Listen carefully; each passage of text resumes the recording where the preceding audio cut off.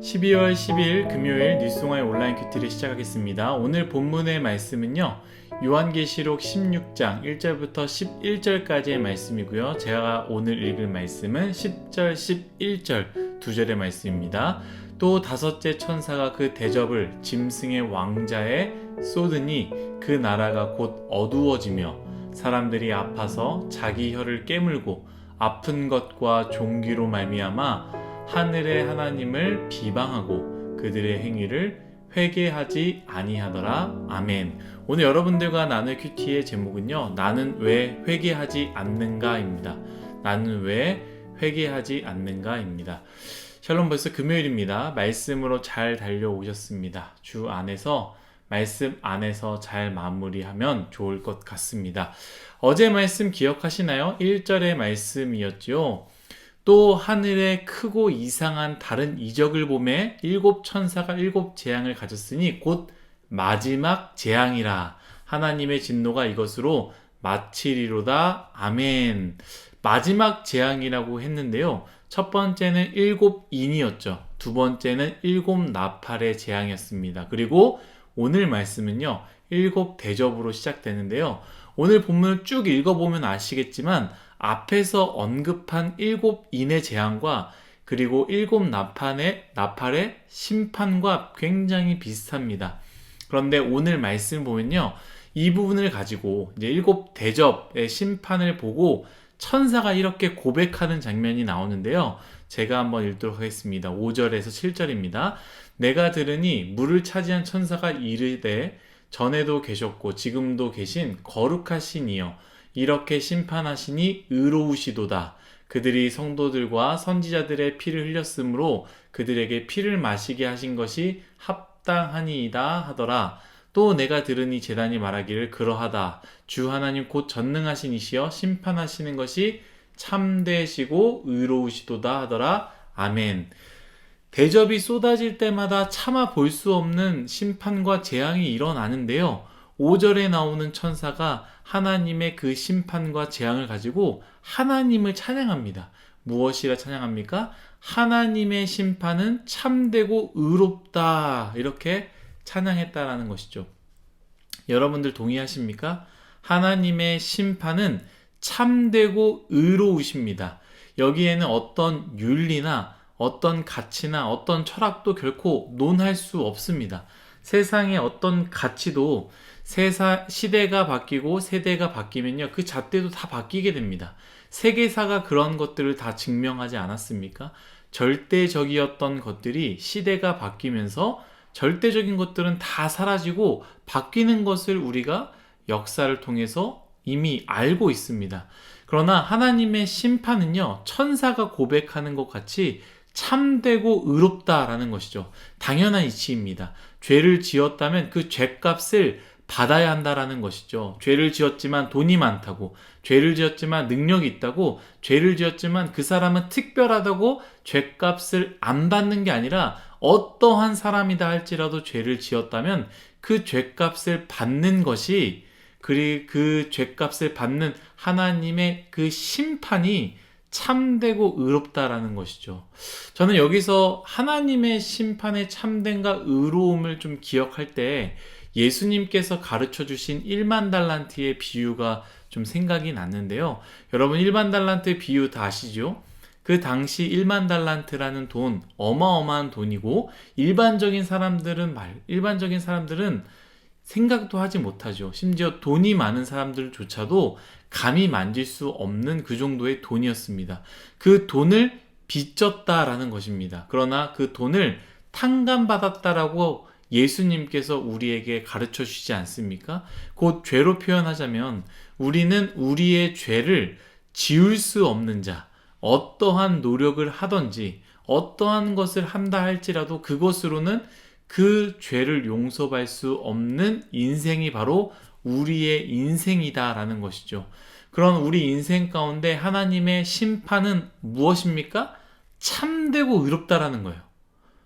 요한계시록에서 읽고 있는 것과 같이 일곱 인과 같이 일곱 나팔과 같이 일곱 대접이 쏟아지는 그러한 심판들이 우리에게 일어나는 것이 합당하며 그 심판은 오늘 천사가 이야기한 것 같이 의롭고 참되다라는 것입니다. 하나님의 의로운 심판은 지금 일어나도 그것은 의롭고 참됩니다. 그 심판 앞에 피할 사람, 도망갈 사람, 예외인 사람은 아무도 없습니다. 모두가 그 의롭고 참된 심판 앞에서 벗어날 사람이 아무도 없기 때문이죠. 그런데 하나님께서 어떻게 하셨습니까? 가장 하나님답지 않은, 어찌 보면 참되지도 의롭지도 않은 결정을 하십니다. 그것은 바로 우리를 용서하시는 것이지요. 빚을 졌다면 갚아야 하는 것이 맞고, 빚을 갚지 못한다면 그것에 상응하는 결과를 받아들여야 되는 것이 참되고 의로운 것인데, 그 심판을 우리에게 쏟아버리는 것이 가장 참되고 의로운 심판인데, 하나님께서는 그 의로운 결정을 미루셨고 그 참된 심판을 참되다 하지 않으시며 우리를 용서하셨다라는 것이죠. 그것이 바로 은혜이고 그것이 바로 하나님의 사랑입니다. 사랑하는 율송아의 여러분, 우리는 은혜를 받은 자이고 사랑을 받은 자이며 1만 달란트를 탕감받은 자들입니다. 저는 요한계시록 이 마지막 말씀에 회개하지 않는 자들이 나오지 않습니까? 오늘 본문으로 제가 읽었던 말씀입니다. 그 회개하지 않는 자들에 대해서 생각을 할 때 그들은 도대체 어떠한 자들인가? 짐승의 표를 왜 받았는가? 그럼 그들은 처음부터 짐승으로 태어났는가? 아니죠. 우리와 같은 자들입니다. 우리는 종종 그들과 다르게 봅니다. 죄의 크기는 다르지 않습니다. 우리 종종 그런 악한 사람들을 보면서 우리는 그런 사람들과 격이 다른 사람이다. 우리는 그 사람과 완전히 다른 사람이다라고 생각하지만 그렇지 않다라는 거예요. 죄의 크기는 다르지 않습니다. 하나님 앞에서 작은 죄, 덜 더러운 죄는 없습니다. 하나님 앞에서 작은 죄도 죄이고요. 덜 더러워도 주님께는 가장 더러운 것이 바로 그 죄다라는 것이죠. 그들도 우리와 같은 자들이었겠지요. 그들은 예수 그리스도의 십자가를 공로에 입은 자들입니다. 그래서 누구든지 우리와 같이 예수 그리스도를 믿는다고 고백한다면, 우리 죄를 고백하고 하나님을 믿는다면, 그리하여 세상의 길을 가지 않고 믿음의 길을 끝까지 걷는다면 그들 또한 어린 양과 함께 선 14만 4천과 같은 이들이 되지 않겠습니까? 어제의 말씀 보면 짐승으로부터 벗어난 자들에 대한 이야기를 합니다. 그 자리에 있었지만 그 자리를 벗어난 자들, 믿음을 끝까지 짓는다면 어린 양과 함께 선 14만 4천과 같은 사람들이 되지 않겠습니까? 그런데 오늘 말씀은 그들은 그렇게 하지 않았다라는 것은 성경에서 이야기하고 있습니다. 그들 또한 예수님의 십자가의 공로를 입을 수 있지만 그들은 세상을 선택했고요. 하나님의 사랑이 있었고 기다리심도 있었지만 끝끝내 회개하지 않고 하나님이 없다 하며 쾌락과 권력을 사랑했다라는 것이죠. 1만 달란트로 잠깐 다시 돌아온다면 1만 달란트 비유의 빚을 탕감받은 자의 이야기가 어떻게 마무리됩니까? 1만 달란트 탕감받은 자가 자기 자신에게 1달란트 빚진 자를 용서하지 않지 않습니까? 그것을 들은 왕은 분노함으로 그 1만 달란트 탕감받은 자를 다시 잡아서 완전한 심판을 하게 됩니다. 그래서 왜 1만 달란트 탕감받은 자는 1달란트 빚진 자를 용서하지 못했을까? 그 이유는 우리 모습에서 찾아볼 수 있습니다. 우리의 삶을 보십시오. 여러분, 우리는 1만 달란트 탕감받은 자로 살고 있습니까? 1만 달란트를 탕감받은 것은 새로운 인생을 얻게 된 것입니다. 새 생명이고요. 새로운 삶을 누리게 되는 것입니다. 그러나 우리 또한 새로운 인생을 살고 있습니까? 새로운 삶을 살고 있습니까? 새로운 새 생명으로 살고 있습니까? 동일하게 죄에 살아가고 있다면 왜 그런 것일까요?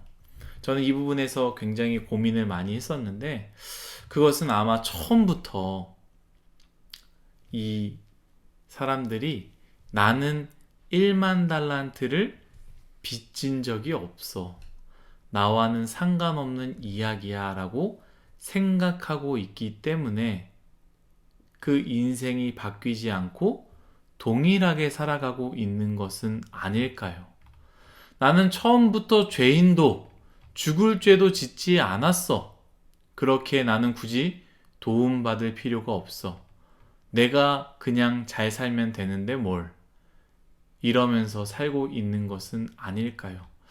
요한계시록에 심판이 있지만 회개하지 않는 자, 아마 자신들이 죄인이라고 생각하지 않기 때문에 회개를 하지 않는 것이고 새로운 삶을 살지 않는 것일 것입니다. 나는 처음부터 1만 달란트를 빚진 적이 없고 탕감받은 적도 없기 때문에 나는 그렇게 살 필요가 없다라고 생각하고 있을 것입니다. 어제의 말씀 우리 큐티를 생각해 보면 심판을 보고 노래할 수 있는 자는 심판을 기다린 자가 바로 가질 수 있는 기쁨이라고 했습니다. 반대로 오늘 심판이 있지만 회개하지 않는 자는 어떤 사람입니까? 자신은 여전히 죄인이 아니라고 생각하는 자 아니겠습니까? 사랑하는 뉴스공화 여러분, 혹시 삶이 바뀌지 않고 여전히 죄 가운데 살고 있습니까? 그럼에도 불구하고 회개하지 않습니까? 오늘 말씀은요, 반드시 일어날 말씀입니다. 믿는 자가 이 말씀을 받고 위로를 받는 것은요, 반드시 일어날 일이기 때문에 위로를 받는 거예요. 이 일 자체가 헛된 꿈이라면 위로받겠습니까? 반드시 일어날 일이기 때문에 위로받는 것 아니겠습니까? 끝끝내 믿음을 지키는 자가 나도 저들과 같이 마지막에 그 노래를 부르리라라는 확신이 있었기 때문에 위로를 받은 것 아니겠습니까? 이처럼 회개하지 않는 사람들이요. 저를 포함해서입니다. 회개하지 않는 사람들이요.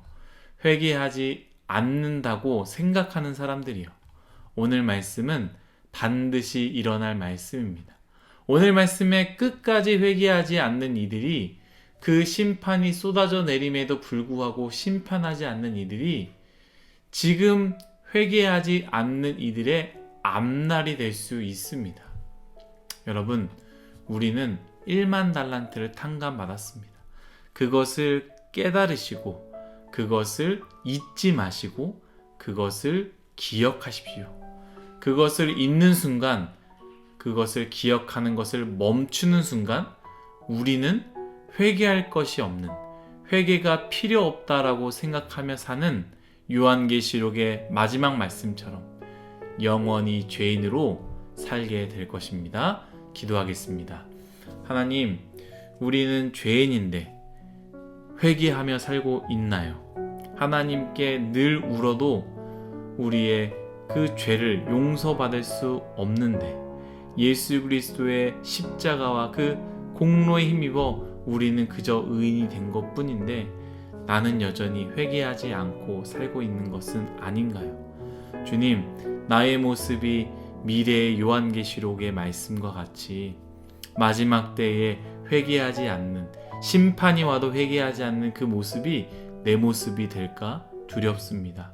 우리 뉴스공화의 모든 사람들은 여기서부터 돌이켜 우리는 1만 달란트를 빚진 자, 그리고 탕감받은 자, 그리하여 끊임없이 주님 앞에 감사하며 사는 자, 그것을 생각하며 기억하며 잊지 않는 우리 모두가 되게 하여 주옵소서. 감사하며 예수님의 이름으로 기도드렸습니다. 아멘.